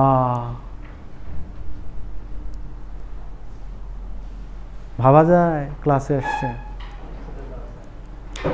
যাক ভালো, অ্যাপ্রিসিয়েট করি, মাঝে মাঝে অপমানও করো, মাঝে মাঝে অ্যাপ্রিসিয়েটও করো। সো ফিউশন রিয়াকশান হচ্ছে 2টা লো ম্যাস, কি বলছি, 2টা লো অ্যাটমিক ম্যাস, এই 2টা অ্যাটম যদি এক হয়ে গিয়ে যে এনার্জি রিলিজ করে, যে প্রক্রিয়াটা তৈরি হয় সেটাকে ফিউশন বিক্রিয়া বলা হয়। সো আমার সানের ভিতরে যেটা কন্টিনিউয়াসলি ঘটে চলছে, হাইড্রোজেন অ্যাটম হিলিয়াম অ্যাটমে কনভার্ট হচ্ছে, এবং এনার্জি রিলিজ করছে, সেটা ফিউশন। নর্মালি আমরা ফিউশন করি না, আমরা করি ফিশন। এটা হচ্ছে একটা ভারী মৌল বা যার অ্যাটমিক ম্যাসটা বেশি, 200-200-200-200-র আশেপাশে এরকম, হ্যাঁ। সো এই ম্যাটেরিয়ালগুলোকে, এর নিউক্লিয়াসগুলোকে ভেঙে টুকরো করে 2টা আলাদা সেপারেট নিউক্লিয়াসে তৈরি করার নাম হচ্ছে ফিশন বিক্রিয়া। সো আমরা এই ফিশন বিক্রিয়া নিয়েই আগামীতে বা কয়েকটা স্লাইডে আলোচনা করব। এখানে দেখানো হচ্ছে যে nuclear stability and binding energy. একটু আগে স্ট্যাবিলিটির কথা বললাম না? স্ট্যাবিলিটি মানে হচ্ছে মানে সে কতটা স্টেবল। আমি একটা অ্যাটম রেখে দিয়েছি, অ্যাটমটা কি আগের পজিশনে আছে নাকি ভেঙে গেছে, এইটা দিয়ে যদি ভেঙে যায় স্ট্যাবিলিটি ভালো না, যদি আগের মতোই থাকে স্ট্যাবিলিটি ভালো।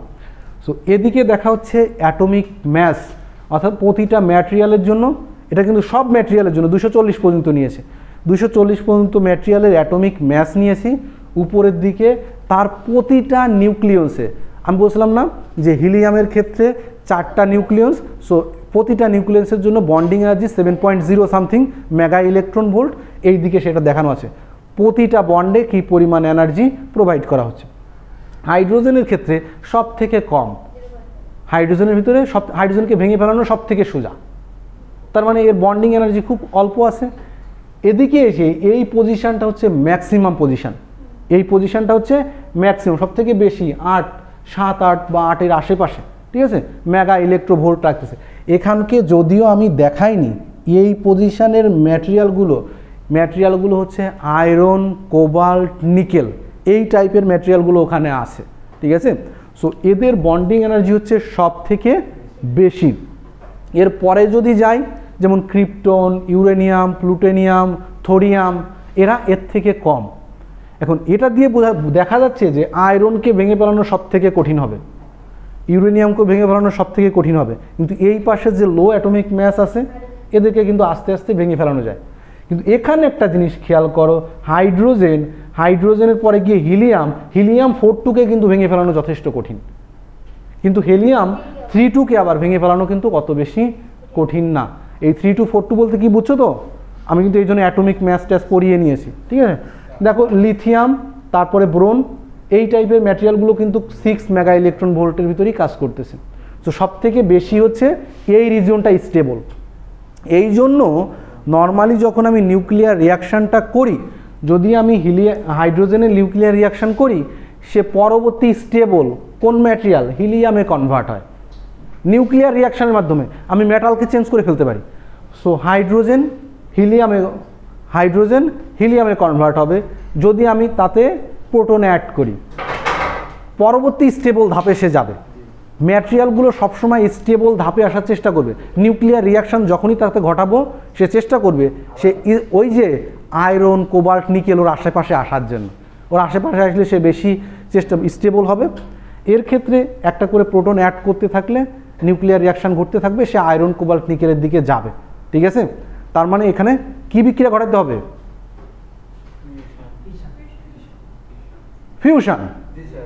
ফিউশন গাইতে হবে। আরে বাবারে একটু, এই যে ফিশন মানে হচ্ছে ভেঙে ফেলা, ফিউশন মানে হচ্ছে যোগ করা।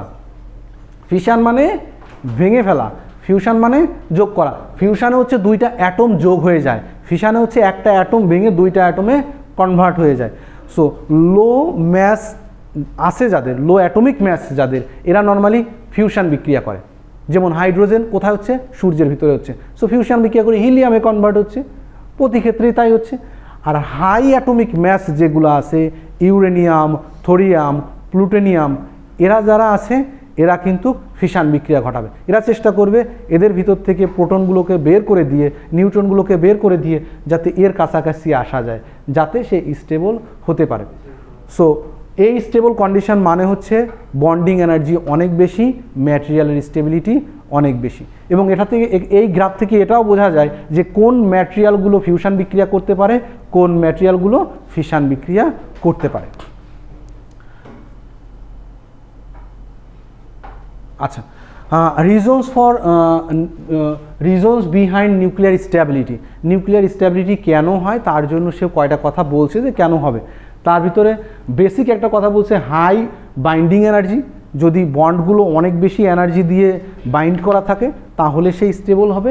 আরেকটা কথা এখানে বলছে, যদি আমার ইভেন নাম্বার ম্যাস নাম্বার এবং অ্যাটমিক নাম্বার যদি ইভেন হয় তাহলে সেটা স্টেবল হয়।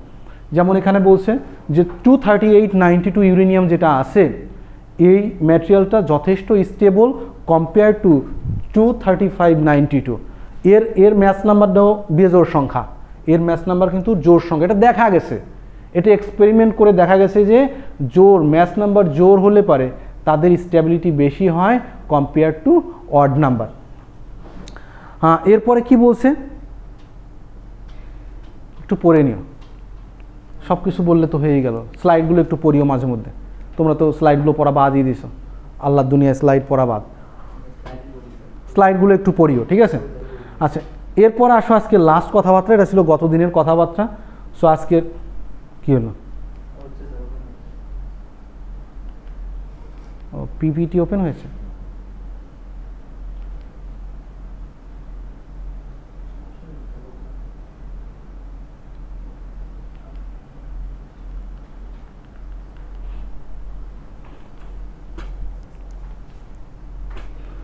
সো আজকে যে জিনিসগুলো দেখানো হবে, লাস্টের দিকে খালি চেইন রিয়াকশানকে সম্পর্কে একটু বলে দেওয়া হবে।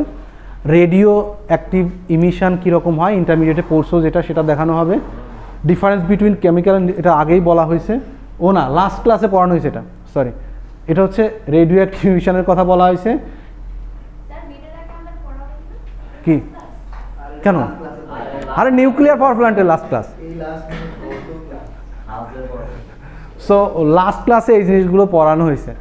আর আজকে হচ্ছে রেডিও অ্যাক্টিভ ডিকে বা রাদারফোর্ড এবং সন্ডি থিওরি যেটা আছে সেই সম্পর্কে একটু আলোচনা করা হবে। এটা ইন্টারমিডিয়েটে তোমরা পড়ছো। একটা নিউক্লিয়ার যে একটা অ্যাটম বা নিউক্লিয়ার রেডিও অ্যাক্টিভ ম্যাটেরিয়াল কী রেটে ভেঙে যায় তার হিসাব তারা দিয়েছিল, তাই না? ইন্টারমিডিয়েটে পড়ছি না আমি, বেকরেলের হিসাব করছি না, পড়ছো? এই পড়ছো পিছনে ইন্টারমিডিয়েটে এই জিনিসগুলো পড়ছো? ডিকে ল বা এটা বাংলা কী ছিল? একটা ছিল ক্ষয় ধ্রুব বা রেডিও অ্যাক্টিভ ম্যাটেরিয়াল ক্ষয় হয়ে যাওয়ার যে লটা, এটা কী নাম ছিল? অর্ধায়ু ছিল, এই সমস্ত কথাবার্তা ছিল, হাফ লাইফ স্প্যানের কথা বলছিল। সো এইটার কথা সে কি বলছিল? এটার কথা সে বলছিল একটা রেডিও অ্যাক্টিভ ম্যাটেরিয়ালে ধরো এখন আমার টোটাল অ্যাটম আছে হচ্ছে n নাম্বার অফ অ্যাটম আছে, এই সময় যে একটা খুব অল্প সময় ডিটি সময় পরে গিয়ে ধরলাম কয়েকটা অ্যাটম ভেঙে গেছে, কতগুলো atom? dn number of atom ভেঙে গেছে, খুব অল্প সময়ে অল্পগুলো অ্যাটম ভেঙে গেছে।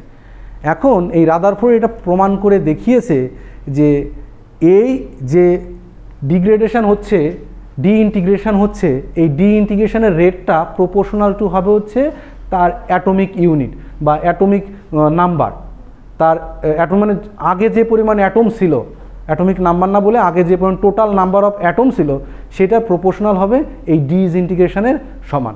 এই জন্য dn/dt এটা হচ্ছে ডিফারেন্সিয়েশন করছে কতগুলো ভেঙে গেছে কতটুক সময়ের ভিতরে, প্রপোর্শনাল টু কতগুলো অক্ষয় অবস্থায় আছে।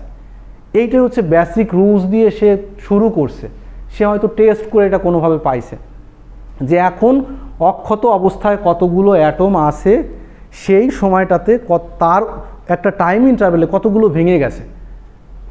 যতগুলো যদি বেশি অক্ষত থাকে তাহলে ভাঙার পরিমাণ বেশি হবে, যদি কম অক্ষত থাকে তাহলে ভাঙার পরিমাণ কম হবে, প্রপোর্শনাল। তো যদি অক্ষত রেডিও অ্যাক্টিভ ম্যাটেরিয়াল বেশি থাকে তাহলে এখানে ভাঙনের পরিমাণ বেশি হবে, বা এখানে যদি ভাঙনের পরিমাণ বেশি হয় তাহলে বুঝে নিতে হবে অক্ষত ম্যাটেরিয়ালের পরিমাণ বেশি আছে, যেহেতু প্রপোর্শনাল। এইটাকে তুমি যদি একটু সাজাও প্রপোর্শনালিটি কনস্ট্যান্ট দিয়ে, তাহলে ফাইনালি যেটা আসে n = n0, n = n0 e⁻ λt। এখানে হচ্ছে t হচ্ছে টাইম, ল্যামডা হচ্ছে ক্ষয় ধ্রুবকের কথা যেটা বলছিলে সেটা, n হচ্ছে ইনিশিয়াল টাইমে একটা তার জন্মের সময়, হ্যাঁ, কি পরিমাণে অ্যাটম তার ভিতরে ছিল, ঠিক আছে, কি পরিমাণে অ্যাটম তার ভিতরে ছিল। আর এটা হচ্ছে এখন বর্তমানে টি টাইম পরে গিয়ে কি পরিমাণ বেঁচে আছে, নিউক্লিয়ার যে ম্যাটেরিয়াল আছে কি পরিমাণ বেঁচে আছে। এই রুলসটা দিয়ে সমস্ত ক্যালকুলেশনটা করা হয়, একটা রুলস দিয়ে নর্মালি করা যায় বাকি যা কিছু আছে, ঠিক আছে। এইটা থেকে তারা হাফ লাইফ টাইমের একটা ইকুয়েশন দাঁড় করিয়েছিল, যে অধ্যায়ু যে ইকুয়েশন, সে অধ্যায়ুর ইকুয়েশন এখান থেকে সে দাঁড় করাইছিল। সে কি করছে, জাস্ট এখানে n/n0 এটাকে কি দিয়ে রিপ্লেস করছে, n0/2, এটাকে n0/2 দিয়ে রিপ্লেস করে ইকুয়েশনটা দাঁড় করিয়ে এসে দেখেছে t প্রপোর্শনাল টু 1/λ হয়, যে তার ক্ষয় ধ্রুবক আছে, ক্ষয় ধ্রুবকের ইনভার্সলি প্রপোর্শনাল হিসেবে আসে, ঠিক আছে। সো এই দুইটা রুলসই নর্মালি কাজে লাগে এই সমস্ত অ্যানালাইসিস করার জন্য। নর্মালি এর ইউনিট কি, হ্যাঁ, এটাকে কি ইউনিট দিয়ে করা হয়? কিউরি বলা হয়, কুড়ি না, এটা হচ্ছে কিউরি। কুড়ি হচ্ছে কুড়ি টেম্পারেচার, এটা হচ্ছে কিউরি। এই রেডিও অ্যাক্টিভের উপর মানে নোবেল পাইছে 2 বার, নাম মনে আছে সেই ভদ্রমহিলার? হ্যাঁ, জানোই না তার নাম? হ্যাঁ, একটু পড়াশুনো করে নি, ওর নাম অনুসারে এইগুলো রাখা হয়েছে। দুইবার সে এইটার উপরে বেস করে 2 বার নোবেল প্রাইজ পাইছে, এবং সে পরবর্তীতে ক্যান্সারেই মারা যায়। এটাও বলে দিলাম, সে পরবর্তীতে যে মারা যায় এই নিউক্লিয়ার অ্যাক্টিভিটিস টেস্ট করার পরে সে ক্যান্সারে মারা যায়। হ্যাঁ, হাজব্যান্ড ওয়াইফ ছিল, হ্যাঁ, ম্যাডাম মেরি কুরি। আর হ্যাঁ, আচ্ছা ঠিক আছে, তাহলে ওরা 2 বার নোবেল প্রাইজ পাইছিল এটার উপরে। আচ্ছা, সো 1 কিউরি সমান এগুলোর ডিসইন্টিগ্রেশন পার সেকেন্ড, এটা ডিস/সেকেন্ড, ডিসইন্টিগ্রেশন পার সেকেন্ড, কতগুলো ডিসইন্টিগ্রেশন পার সেকেন্ডে হচ্ছে তার একটা হিসাব হচ্ছে 1 কিউরি, ঠিক আছে। এটা বেকরেল দিয়েও, এসআই ইউনিট হচ্ছে বেকরেল হচ্ছে 1 disintegration per second, 1 disintegration per second, just জানার জন্য এই জিনিসগুলো। এখন এখানে একটা অ্যানালাইসিস দেওয়া আছে, সবাই করো, প্র্যাকটিস করো, দেখি কীরকম পারো, কে ফার্স্ট আমাকে দেখাইতে পারো। এখানে বলছে a certain radioactive substance has a disintegration constant, মানে ক্ষয় ধ্রুবক বলা আছে, ডিসইন্টিগ্রেশন ক্ষয় ধ্রুবক lambda equal to 1.44 × 10⁻³ per hour. In what time will 70% of the initial number of atoms disintegrate, মানে কত সময় পরে গিয়ে ইনিশিয়ালের 75% ক্ষয় হয়ে যাবে সেই সময়টা বের করতে বলছে। বের করো, টাইম বের করো ফাস্ট। কই খাতা কলম, ইন্টারমিডিয়েটের জিনিস, না পারলে কিন্তু হবে না, করো। এখানে বলে দিছে 75% মানে কি, 75% ক্ষয় হয়ে যাবে, 75% ক্ষয় হয়ে যাবে সেই কোথায় আর করো, তারপরে দেখি আমার রুলসটা কোনটা। রুলসটা হচ্ছে এখানে বলেই দেয়া আছে, ঠিক আছে। এখানে এটার মান দেয়া আছে, এটার মান বের করতে হবে, এটার মান বের করতে, কোথায় পার আওয়ার 60 সেকেন্ডে হয়, আওয়ারই হিসাব থাক, সমস্যা নেই তো, আওয়ারই থাক। টি এর ভ্যালু বের করতে হবে, আওয়ারই বের করো, টি এর ভ্যালু আওয়ারই আসুক, সমস্যা কি করবো আমি তাহলে। সো ইকুয়েশনটা লিখো, n equal to n0 e⁻λ/t। আমার বের করতে হবে টি এর মান, তাহলে টিটাকে আগে সেপারেট করে নেই। So n/n0 equal to e⁻−λt, ঠিক আছে। এখান থেকে n এর ভ্যালুটা কত থাকবে তখন, n0 থেকে কতটুকু বাদ যাবে, হ্যাঁ, তাহলে বাকি থাকবে কত, 0.25। এটা যদি n0 থেকে আমি কিভাবে বিয়োগ করতে পারি, এটা n0/75 এরকম না কীরকম, সো n0 75, তাই না, এরকম। সো এটা যদি করি কত আসে দেখো, সো n0 × 75 / 100, এটা কত আসবে n0 এর ভ্যালুটা, n0 সমান n0 উপরে থাকবে, নিচে কত থাকবে, এটা হচ্ছে 100 n0, তোমরা 75 n0। সো ফাইনালি গিয়ে দেখা যাচ্ছে 1/4 বেঁচে থাকবে, 1/4 বেঁচে থাকবে, যে ওই একই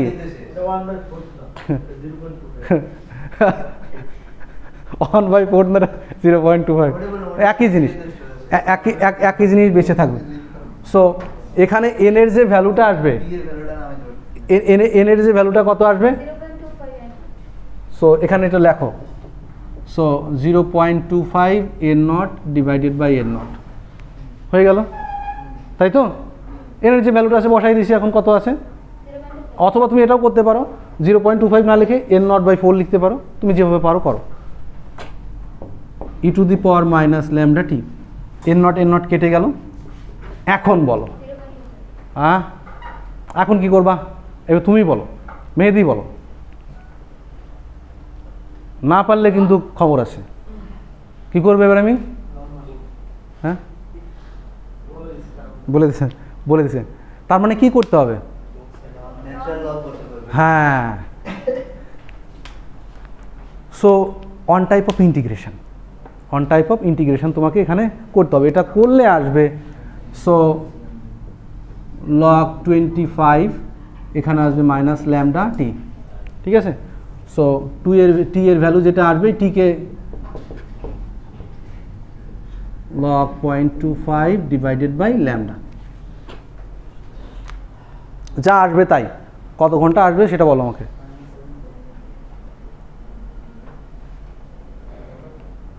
এই যে এত ঘন্টা আসবে,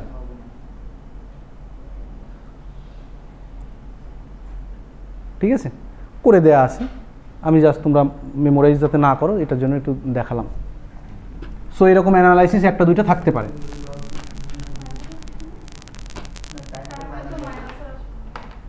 টাইম মাইনাসে আসবে কেন, এটা এখান থেকে তাহলে মাইনাস সরে যাবে কোনো না কোনোভাবেই, থাকবে না মাইনাসে, তো টাইম তো মাইনাসে আসবে না, ঠিক আছে। আচ্ছা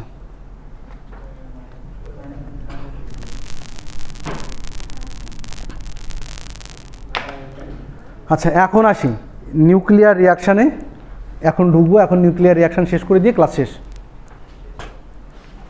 এতদিন যা পড়েছো তা এখানে একবারে কাজে লেগে যাবে।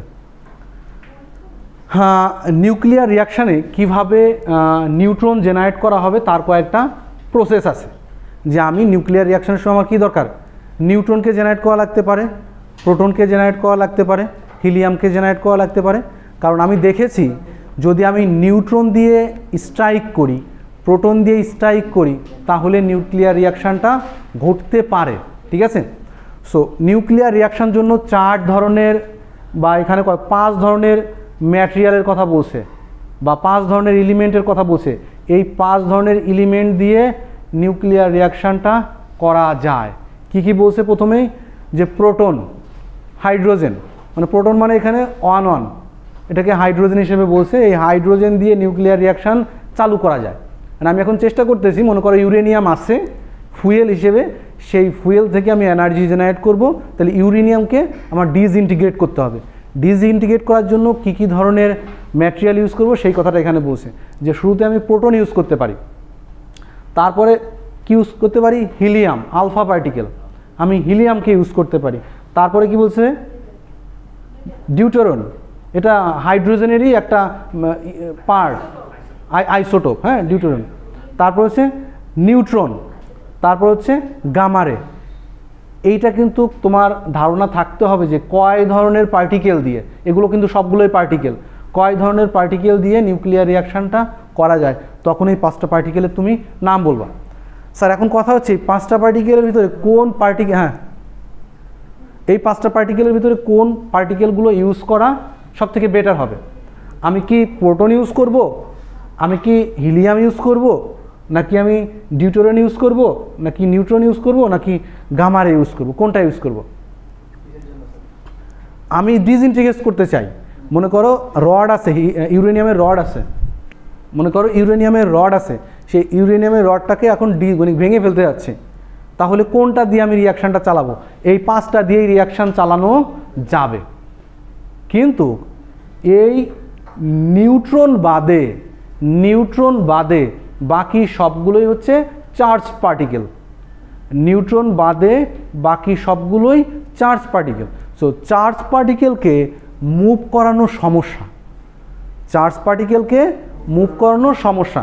কারণ মুভ করতে গেলেই সে অন্য কোনো চার্জের সঙ্গে ইন্টারাক্ট করে ফেলতে পারে বা নিউক্লিয়াসের আশেপাশে গিয়ে সে ইন্টারাক্ট করে ফেলতে পারে। ঠিক আছে। সো সেই জন্য অধিকাংশ ক্ষেত্রেই আমাদের পাওয়ার প্ল্যান্টগুলোতে যেটা ইউজ করা হয়, নিউট্রন দিয়ে হিট করা হয়। আগে নিউট্রনকে জেনারেট করা হয়, বিভিন্ন প্রসেস আছে, সেই প্রসেসে নিউট্রনকে জেনারেট করবে, তারপরে সেই নিউট্রন দিয়ে আরও নিউট্রন জেনারেট করবে, মানে সেটা চেইন রিয়াকশানের মতো হবে। ঠিক আছে। সো আমার টার্গেট থাকবে এখন নিউট্রন জেনারেট করা। এটা দিয়ে দিব 962.9। হ্যাঁ আচ্ছা, হ্যাঁ নিউট্রন যেগুলো পাচ্ছি বা যে পার্টিকেল দিয়ে আমি হিট করতেছি, এই পার্টিকেলগুলোর নাম বলা হয় বোম্বার্ডমেন্ট পার্টিকেল, যা দিয়ে মানে বোম মারার মতো দিচ্ছি, বোম্বার্ডমেন্ট পার্টিকেল। এই পার্টিকেলগুলো জেনারেট করার জন্য দেখো কয়েকটা প্রসেস বলছে। সে এখানে নাইট্রোজেনকে যদি আমি প্রোটন দিয়ে স্ট্রাইক করি, স্যার এই স্ট্রাইকগুলো করবো কী করে? এর জন্য আমার ইলেকট্রিক ফিল্ড এবং ম্যাগনেটিক ফিল্ডের কম্বিনেশানে কিছু কিছু ডিভাইস তৈরি করা যায়, যে ডিভাইসটা এই প্রোটনটাকে গাইড করতে পারে। আমি প্রোটন এখান থেকে মারলাম, প্রোটনটা তো এদিক ওদিকে সরে যেতে পারে, প্রোটন যাতে সরে না যায়, গাইডেড ওয়েতে যায়, তার জন্য একটা মেশিন ডিজাইন করতে হবে আমাকে, যদি প্রোটন দিয়ে কাজটা চালাইতে হয়। ঠিক আছে। সো নাইট্রোজেনকে যদি প্রোটন দিয়ে আমি স্ট্রাইক করি, দেখো নাইট্রোজেন আর নাইট্রোজেন থাকে না, সেটা কার্বনে কনভার্ট হয়ে যায় এবং একটা আলফা পার্টিকেল জেনারেট হয়। ঠিক আছে। সো একটা আলফা পার্টিকেল কিন্তু এখান থেকে জেনারেট করা সম্ভব। এই প্রসেসে যদি আমি যাই, আলফা পার্টিকেল দিয়ে কিন্তু আমি পরে ইউরেনিয়ামকে ডিসইন্টিগ্রেট করতে পারবো। এরপরে সে নিউট্রন, নিউট্রনকে জেনারেট করার জন্য এটা কি বেরিয়াম, বেরিলিয়াম না কিন্তু বেরিয়াম। সো বেরিয়ামকে আমি আলফা পার্টিকেল, আবার হিলিয়াম কেন, বেরিয়ামকে আলফা পার্টিকেল দিয়ে, বেরিয়ামকে আলফা পার্টিকেল বা তুমি যদি বলো হিলিয়াম দিয়ে আমি বোম্বার্ড করব, বোম্বার্ড করলেই এটা কার্বনে কনভার্ট হবে, সাথে একটা নিউট্রন জেনারেট হবে। তাহলে নিউট্রনের একটা সোর্স আমি পাইলাম। সো বেরিয়ামকে আমি যদি হিট করি তাহলে একটা নিউট্রন সুন্দর মতো পেয়ে যাব। ওকে, সো কোন সমস্ত সোর্স থেকে আসতে পারে তার একটা ধারণা সে দিচ্ছে যে এই সমস্ত সোর্স থেকে আমি নিউট্রনগুলো জেনারেট করতে পারি। আসলো নিউট্রন। এই নিউট্রনের তো কোনো চার্জ নেই, কিন্তু যদি ওই প্রোটনকে আমার গাইড করে নিয়ে যেতে হয় তাহলে 3টা স্টেজে এই কাজটা করা হয়।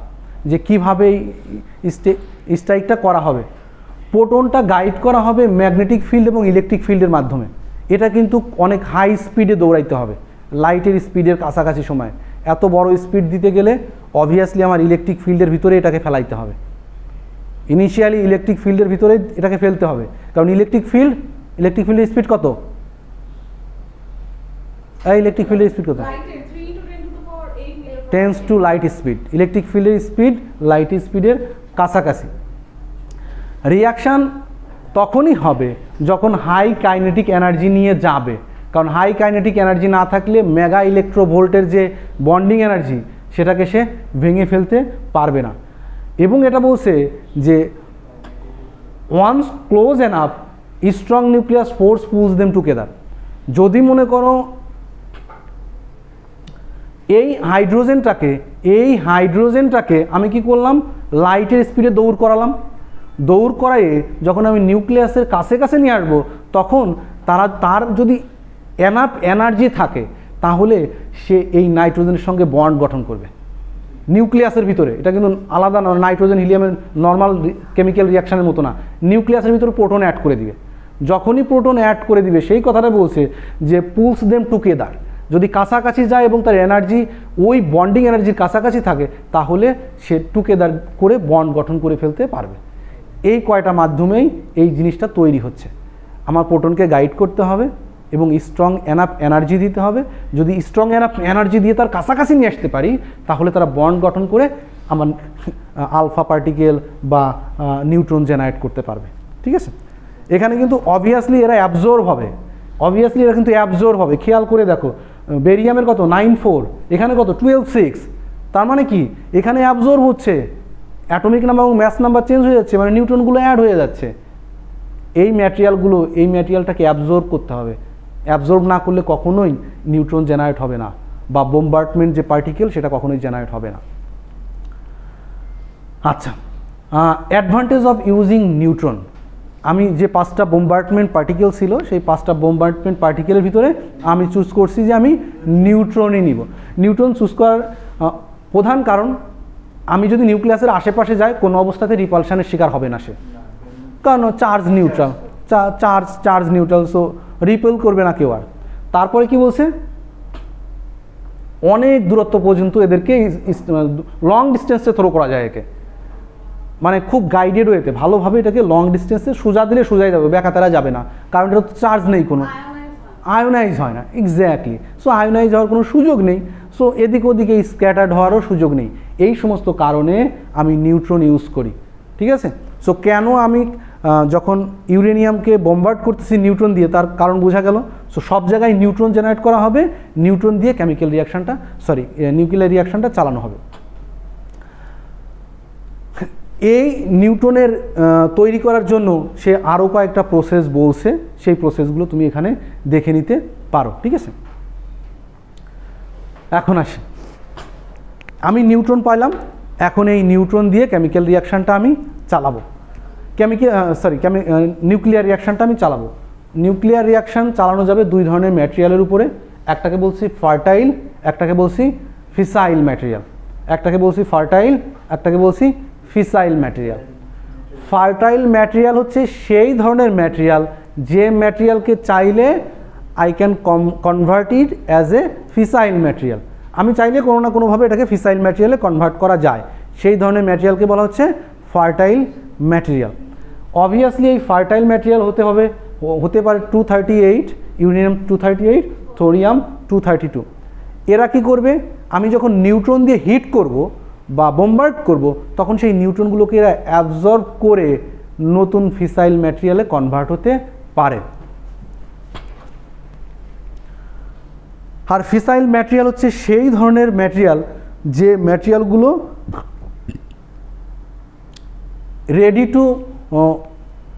রেডি টু কি বলা যায়, কন্ডাক্ট দ্য রিয়াকশান, মানে সে রেডি আছে, তাকে আমি ভেঙে ফেলে এখন এনার্জি জেনারেট করতে পারবো। তার ভিতরে বলছে সে ইউরেনিয়াম। দেখো ইউরেনিয়াম 230 ফিসাইল ম্যাটেরিয়াল, এখানে এটার উদাহরণ দিছে কেন, ফিসাইল, আচ্ছা এটা এখানে ফিসাইল ম্যাটেরিয়ালের সংজ্ঞা দিছে, ঠিক আছে, এখানে শুধু ফিসাইল ম্যাটেরিয়ালের সংজ্ঞাটা দিছে। এখানে বলছে একটা ফার্টাইল ম্যাটেরিয়ালকে কিভাবে ফিসাইল ম্যাটেরিয়ালে কনভার্ট করা যায় তার একটা ওয়ে। সো ইউরেনিয়ামকে সে ইউরেনিয়াম 239-এ কনভার্ট করবে, তখন একটা গামা রে নির্গত হয়। ইউরেনিয়াম 239-কে এনপিতে কনভার্ট করে। এনপি কি দেখো তো একটু, আমি ভুলে গেছি, এনপি সংকেত দিয়ে কি বলে, নেপচুনিয়াম এরকমই বা কিছু একটা, এনপিতে কি বলে দেখো,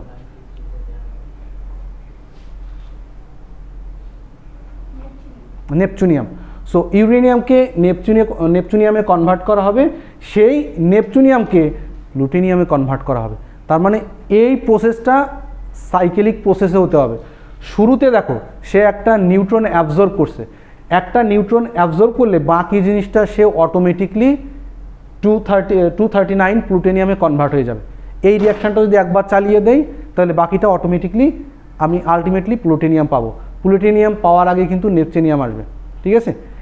একইভাবে থোরিয়ামকেও কনভার্ট করা যায়, একইভাবে আমি চাইলে থোরিয়ামকেও কনভার্ট করতে পারবো। সেই ক্ষেত্রে এই থোরিয়াম এবং ইউরেনিয়াম মডারেটর হিসেবে ইউজ করে, বলে আসছি না একদিন আগেই, মডারেটর হিসেবে আমি কি ব্যবহার করতেছিলাম, গ্রাফাইট বা ব্রোন এই টাইপের কিছু ব্যবহার করতেছিলাম না। তখন আর ওই গ্রাফাইট ব্রোন ব্যবহার করবো না বা ওয়াটার ব্যবহার করবো না, তখন এই ইউরেনিয়াম ওই রিয়াক্টরের চারপাশে সরাই লাগাই দিব, ঠিক আছে। এই ইউরেনিয়ামগুলো যে নিউট্রন জেনারেট হবে সেই নিউট্রনকে অ্যাবজর্ব করে ফিসাইল ম্যাটেরিয়ালে কনভার্ট হয়ে যাবে। সামারি অফ দ্য প্রসেসের সামারি সে বলে দিছে ওই একই কথা, যে আমি ইউরেনিয়াম দিলে, ইউরেনিয়াম 238 দিলে এখানে প্লুটোনিয়াম 239-এ সে কনভার্ট হয়ে ফিসাইল ম্যাটেরিয়ালে কনভার্ট হবে। জিনিসগুলো একটু উইয়ার্ড, তোমাদের জন্য উইয়ার্ড, আমার জন্য উইয়ার্ড, কিন্তু জাস্ট তোমাদের একটু জানানোর জন্য জিনিসটা আমি দিলাম। তাছাড়া নিউক্লিয়ার রিয়াকশানের পড়ালেখা অনেক ভাস্ট, আমিও এত নিউক্লিয়ার রিয়াকশান সম্পর্কে ভালো জানি না। এখন আসি যে নিউক্লিয়ার রিয়াকশানে কী পরিমাণ এনার্জি জেনারেট হয় তার একটা ধারণা দিয়ে। এখানে একটা ইউরেনিয়াম নিছি, শুধুমাত্র একবার রিয়াকশানটা করবো এবং কী পরিমাণ এনার্জি জেনারেট হয় সেই কথাটা বলবো। একটা ইউরেনিয়াম 235 যেটা প্রকৃতি আছে 0.7%, তাই তো, এর বেশি কিন্তু 235 পাওয়া যায় না। এটা একটা নিউট্রন দিয়ে স্ট্রাইক করব, নিউট্রন দিয়ে স্ট্রাইক করলে একটা কি আসবে, কি একটা বেরিয়াম, নট বেরিলিয়াম, একটা বেরিয়াম আসবে, একটা ক্রিপ্টন আসবে, দুইটা নিউট্রন জেনারেট হবে। এইখানে হচ্ছে কনসেপ্টটা, যে আমি একটা নিউট্রন দিয়ে স্ট্রাইক করব, এটা কিন্তু লো স্পিডের নিউট্রন, এটা কিন্তু অবভিয়াসলি হতে হবে লো কন্ডিশন। এটাই যদি আমার নিউক্লিয়ার রিয়াকশানটা ঘটাইতে হয় তাহলে নিউট্রনের স্পিড কম হতে হবে, কত কম হতে হবে সেটা একটু পরে দেখাবো। সো লো স্পিডের নিউট্রন দিয়ে স্ট্রাইক করব, স্ট্রাইক করলে ইউরেনিয়াম কনভার্ট হয়ে যাবে বেরিয়ামে, একটা হচ্ছে ক্রিপ্টনে, আর দুইটা হাই স্পিড নিউট্রন পাবো। এই দুইটা হাই স্পিড নিউট্রন আবার কিন্তু চেইন রিয়াকশান ঘটাবে, ঠিক আছে। এই যে রিয়াকশানটা ঘটলো, এই রিয়াকশানের ফলে যে পরিমাণ এনার্জি জেনারেট হলো একটা রিয়াকশানে, সেটা হচ্ছে 200 মেগা ইলেকট্রোভোল্ট। 200 মেগা একটা রিয়াকশানে, আমি 200 মেগা ইলেকট্রোভোল্ট, আরও ক্যালকুলেশন আছে, এত কিছু আমি বলছি না, কীভাবে করছে আগে বলছি। 200 মেগা ইলেকট্রোভোল্ট জেনারেট করছে। এই 200 মেগা ইলেকট্রোভোল্ট দিয়ে পুরো একদিন 1 মেগাওয়াট করে পাওয়া যায়। এই 200 মেগা ইলেকট্রোভোল্ট মানে একটা চেইন রিয়াকশান হলে সারাদিন ধরে 1 মেগাওয়াট পাবা তুমি। বুঝতে পারছো কি একটা ব্যাপার? যদি তুমি একটা চেইন রিয়াকশান করতে পারো, তাহলে যদি নর্মালি একটা চেইন রিয়াকশানে ধরো তুমি একটা রিয়াক্টর বানাইলে, যে সেখানে শুধু একটাই রিয়াকশান হবে সাপোজ, তাহলে সারাদিন সেখান থেকে 1 মেগাওয়াট করে পাওয়া সম্ভব। কম না কিন্তু, 1 মেগাওয়াট, 1000 কিলোওয়াট একটা রিয়াকশানে আমি পাই, ঠিক আছে। সো সো ইউরেনিয়ামের 1 মেগাওয়াট করে এখান থেকে আমি পাবো একটা রিয়াকশানের জন্য। নিউট্রনের এনার্জির হিসাব নিকাশ বলছে এখানে যে ফার্স্ট নিউট্রন, যেটা বলছিলাম একটু আগে, ফার্স্ট নিউট্রনের স্পিড হচ্ছে 10⁵ মিটার পার, এনার্জি হচ্ছে, এনার্জি দিয়ে বলছে এখানে মিটার পার সেকেন্ড হচ্ছে 4.4 × 10⁶।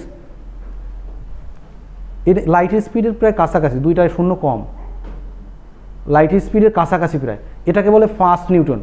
ফার্স্ট নিউট্রন থাকলে দেখা যায় কি যে আমার যে নিউক্লিয়াসের কাছাকাছি যখন নিউট্রনগুলো আসে, নিউট্রনগুলো ভালো অ্যাবজর্ব হয় না, এটা হচ্ছে বাই নেচার। ফার্স্ট নিউট্রনকে আমার নিউক্লিয়াসটা ভালো অ্যাবজর্ব করতে পারে না, এটা দেখা গেছে, পরীক্ষা করে দেখা গেছে যদি নিউট্রনের স্পিড ফাস্ট হয় তাহলে অত বেশি নিউক্লিয়াসে নিউট্রনগুলো অ্যাবজর্ব হয় না।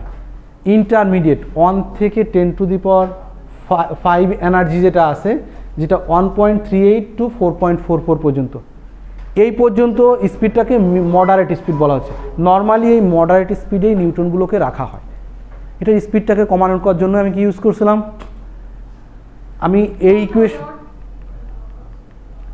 এইখান থেকে যে নিউট্রন জেনারেট করছিলাম, এই নিউট্রনের স্পিডটা কিন্তু হাই স্পিড, আমি বলছি তো এই নিউট্রনের স্পিডটা হাই স্পিড, কিন্তু এই নিউট্রনের স্পিডটা হচ্ছে স্লো। এখন এই হাই স্পিড নিউট্রন দিয়েই কিন্তু চেইন রিয়াকশান আমি চালাবো, তার জন্য এই হাই স্পিড নিউট্রনটাকে আমাকে স্লো ডাউন করতে হবে। স্লো ডাউন করার জন্য আমি কি ব্যবহার করছি, হ্যাঁ, মডারেটর ব্যবহার করছি। যে মডারেটর থাকবে, মডারেটরটাকে নিউট্রনের স্পিডটাকে স্লো করে দিবে, স্লো করলেই নিউক্লিয়াসে সেটা অ্যাবজর্ব হবে। ডান। সো পরবর্তীতে গিয়ে চেইন রিয়াকশান চলতে থাকবে। আমি এখানে স্লো নিউট্রন দিয়ে, দেখতে পাচ্ছ একটা স্লো নিউট্রন দিয়ে স্ট্রাইক করছি, স্লো নিউট্রন দিয়ে স্ট্রাইক করলে ফাস্ট নিউট্রন জেনারেট হয়েছে, সেই ফাস্ট নিউট্রনকে আমি মডারেটর দিয়ে স্লো নিউট্রনে কনভার্ট করছি, সেই স্লো নিউট্রন আবার একইভাবে অ্যাবজর্ব হবে, অ্যাবজর্ব হয়ে আবার ফাস্ট নিউট্রন জেনারেট করবে। চেইন রিয়াকশান এভাবে ঘটতে থাকবে। এই চেইন রিয়াকশান আমার যে নিউট্রন জেনারেট হয়, দেখো একটু বিরক্ত লাগতে পারে কিন্তু কথাগুলো একটু মনে রাখো, ভবিষ্যতে কাজে লাগবে। আমার যে নিউট্রন জেনারেট হয়, এই নিউট্রনগুলো এদিক ওদিক দিয়ে কিন্তু স্ক্যাটার্ড হয়ে চলে যেতে পারে, মানে নিউট্রন লস হতে পারে, সিস্টেম থেকে নিউট্রন লস হতে পারে। এই নিউট্রন লস কমানোর জন্য আমি একটা জিনিসের নাম বলছিলাম, রিঅ্যাক্টরের ভিতরে সেই জিনিস ব্যবহার করি, নাম কি,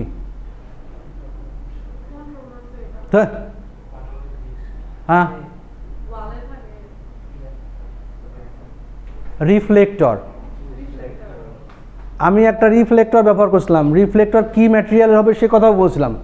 সেই রিফ্লেক্টর থাকবে, রিফ্লেক্টরে ওই নিউট্রনগুলো স্ক্যাটার্ড হয়ে আবার এখানে চলে আসবে। আমার যদি চেইন রিয়াকশানের ফলে যে পরিমাণ নিউট্রন জেনারেট হয়েছে, ওর থেকে বেশি নিউট্রন যদি হারিয়ে যায় তাহলে চেইন রিয়াকশান চলবে না, চেইন রিয়াকশান বন্ধ হয়ে যাবে। যদি কোনোভাবে যে পরিমাণ জেনারেট হচ্ছে সেই পরিমাণ হারিয়ে যাওয়া থেকে আমি রক্ষা করতে পারি, তাহলে চেইন রিয়াকশানটা চলতে থাকবে। এই কনসেপ্টটা মাথায় রেখে ওরা ওই রিফ্লেক্টরটা ওখানে ইউজ করছে। Thank you. আর প্যারা দিতে চাই না, শেষ। সো নিউক্লিয়ার পাওয়ার প্ল্যান্টের হিসাব